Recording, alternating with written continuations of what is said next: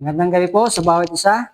Muli po ay isang kagalakan na ako po muli ay makapagbahagi ng salita ng Panginoon at isang pribilehiyo po na muli ay makapag-share or pagbigay po ng challenge or mensahe ng Panginoon sa bawat isa sa atin. Nawa po ay maging pagpapala ang salita po ng Panginoon. At sa gabi ito tayo po ay magpasimula sa ating pong pagbabasa ng ating pong Biblia.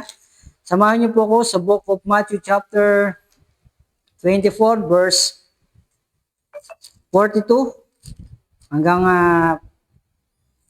44. Yan. So makita po natin kung kayo po ay may mga Biblia dyan sa inyong puntahanan, inyo pong sabayan at sa inyong pong mga mata at akin pong babasahin sa verse 42 po ng Matthew chapter 42 at Matthew chapter 21 verse 24 verse 42.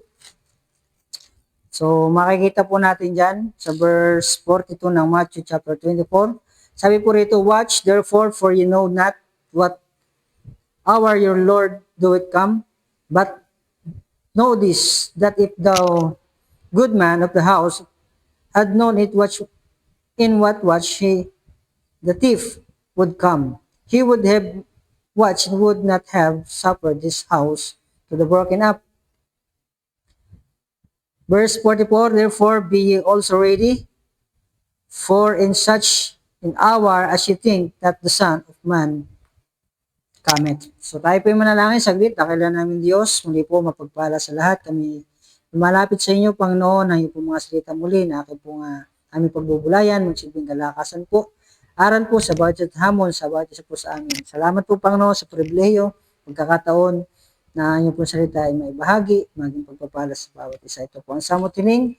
Dalangin po namin sa pangalan po ng aming Panginoon, ang tagapagligtas. So yun po mga kapatid, hindi rin po tayo kakatagal at nawa ay maging pagpapala sa ating po ang mensahe ng Panginoon. At ito pong verse po natin pong nabasa ay may tatlong bagay po na ating pong pwedeng pag-aralan dito at ang aking pong ang devotion po na aking pong naging sa aking pag-aaral ay pinamagatan ko po ay magpuyat, magbantay at magpasalamat. So nakita po natin mga kapatid, sinasabi po sa verse na yan, sinabi po sa talata na magpuyat sapagkat hindi po natin nalalaman ang pagdating ng ating Panginoon. So ibig sabihin mga kapatid, sa ating pong pananampalataya, kung bakit kinakailangan po pala tayo magpuyat, sapagkat kung hindi tayo magpupuyat sa pananampalataya, sa panalangin, anumang bagay po ay pwede tayong pahinain. Kung tayo po ay mahina ang pananampalataya, faith po natin sa ating Panginoon, hindi po tayo makakapagpuyat, makakapanalangin, at makapagpapasalamat. Sapagkat kailangan po lagi natin sa buhay natin bilang mananampalataya, lagi pinagpipray natin, lagi isama natin sa prayer na yung faith po natin, hingi tayo sa Panginoon na increase our faith sa ating bawat isa po sa atin. Kaya mga kapatid, may ang tanong po dito, saan nga ba tayo dapat magpuyat? Amen? Sa mga bagay, una, sabi sa verse 42, kung ating pong babalikan yan sa verse 42, na magpuyat nga kayo sapagkat hindi ninyo nalalaman kung anong araw paparito ang Panginoon. So, ibig sabihin, ang Panginoon po ay hindi natin nalalaman, walang sinabing time o panahon o oras, pagkat ang Panginoon po ay darating sa bagay na hindi po natin nalalaman. Kaya po mga kapatid, kaya po kailangan po natin magpuyat sapagkat alam po natin ay malapit na panahon ng pagdating ng Panginoon. So, nangyayari sa mga bagay na kung saan po lumilindol, may mga lindol sa dapat ibang lugar. Ibig sabihin, nagbibigay ang Panginoon ng sign, ang Panginoon ay malapit na. Kaya mga kapatid, ang sabi po rito, kaya ang tanong, saan nga ba tayo dapat magpuyat? Una po sa panalangin. Sabi niya sa verse 42. Kaya lagi po dapat tayo magpuyat sa panalangin. Kaya wag po natin alisin sa ating pananampalataya, bilang mananampalataya, bilang mga anak ng Panginoon, yung panalangin. Kaya nga po, yan ang pinaka-number 1 kailangan po ng mga Kristiyano. Bawat anak niya, niligtas niya, at bawat mga member ng iglesia, ay kinakailangan po magpuyat una sa panalangin. Kaya sabi sa 1 Thessalonians chapter 5, ano po sabi doon sa 1 Thessalonians chapter 5, verse 17. Kaya malinaw po sinasabi po ng 1 Thessalonians, sabi po rito sa 1 Thessalonians 5:17, ay magsipanalangin kayo ng walang patid. Ibig sabihin po, sa bawat oras hanggat maaari po, sa bawat minuto, sa bawat gagawin po natin, kailangan po lagi ng panalangin. Yan po ang kinakailangan po natin mga mananampalataya para yung pananampalataya natin hindi po humina o hindi po tayo bumagsak sapagkat ang pilit pinababagsak po sa atin bilang mananampalataya yung faith po natin. Ano? Pangalawa, saan mga dapat tayong magpuyat? Una, sa panalangin. Pangalawa, sa pagbabasa ng Biblia. So yun po, devotion. Malaking bagay po ang nagdi-devotion. Malaking bagay po natin nakapagbabasa pagkat yan po dapat nating pagpuyatan. Ano? Kahit anong busy, anong kaabalahan sa buhay, pero kung gagawin po natin yan, magkaroon tayo ng personal devotion natin sa Panginoon, panalangin, yan po ang mahalaga dyan. Panalangin at devotion po natin sa Panginoon. Pagbabasa at devotion. So, yun po.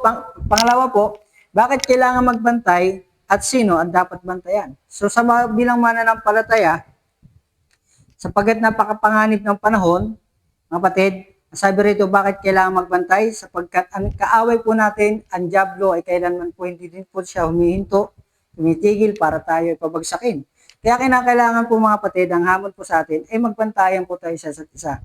And sabi dyan, sino ang dapat bantayan? So makikita po natin, family. Number 1 po, dapat natin bantayan. Pag-pray po natin, family po natin.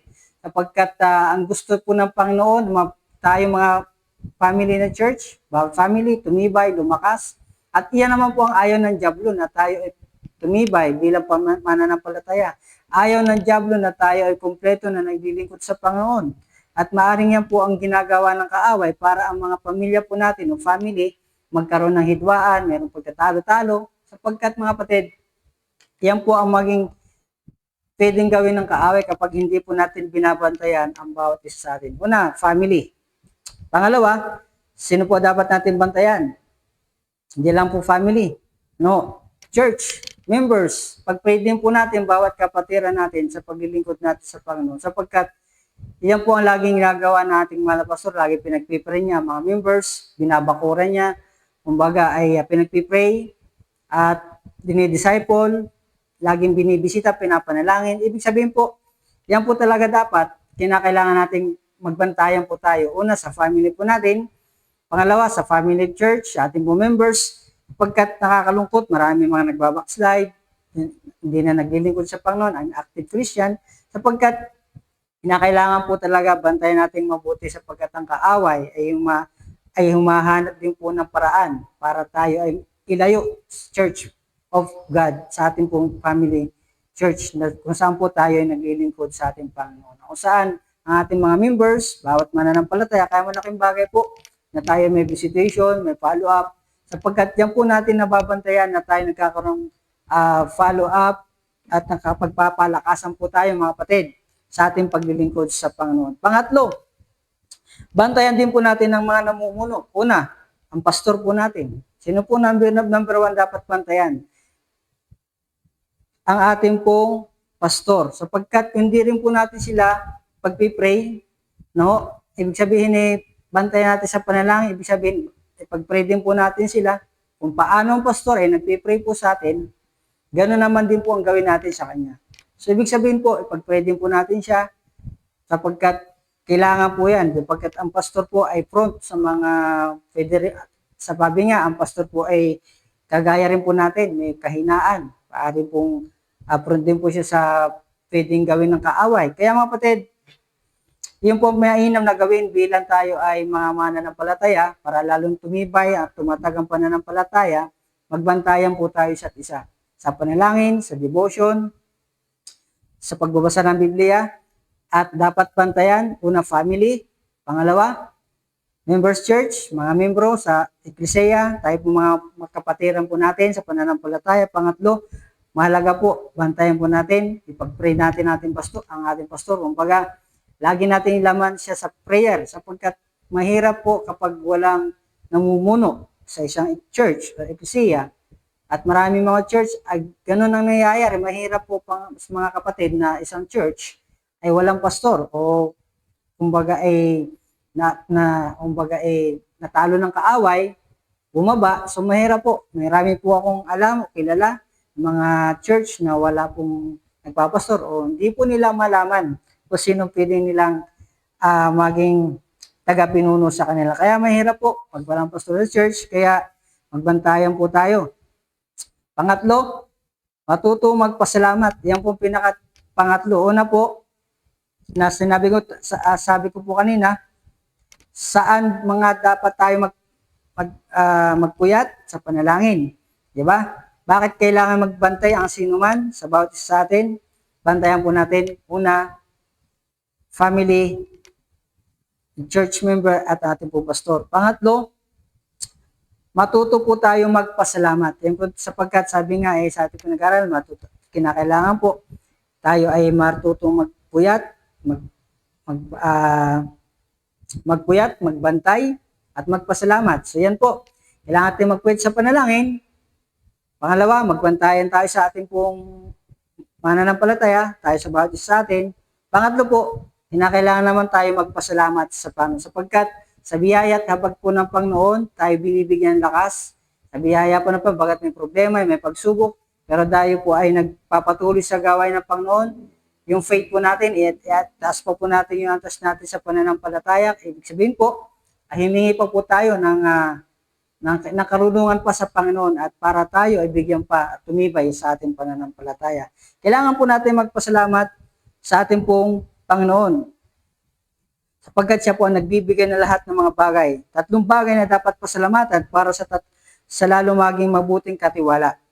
Una, material, sa physical at spiritual. So yun po, sa material, magpasalamat po tayo. Ano mo pong bagay na binibigay sa atin ng Panginoon, material man yan, pagpasalamat po natin sa Panginoon. At sa physical, kalusugan na meron po tayo, pasalamat po tayo sa Panginoon. Kahit tayo ay may mga trabaho, busy, meron po tayong dapat pasalamatan kung lang ibang di ang Panginoon. At spiritual, kung paano tayo binibigyan ng karunungan ng Panginoon. Sabi nga, may mga hindi naman nakapag-aral, pero bakit sabi nga daig pa yung mga nakapag-aral? Sapagkat ito ay bigay ng Diyos, karunungan na pinagkakatiwala sa mga tao nagtatapat sa Kanya. So ngayon po mga kapatid, napakabilis lang po ang mensahe ng Panginoon. At ano po ang conclusion po dito? Hindi natin alam ang pagbabalik ng ating Panginoon.